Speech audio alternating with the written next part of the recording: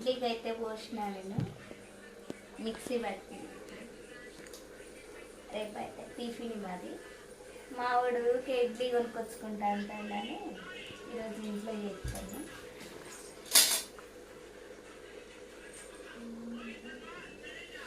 ఓకేనా, ఇడ్లీ అంటే ఎంతమందికి ఇష్టమో కామెంట్ చేయండి ఫ్రెండ్స్. ఇంకో కూర కూడా వండుతాను నేను ఇప్పుడు. కూర అంటే కోడిగుడ్లు టమాటా.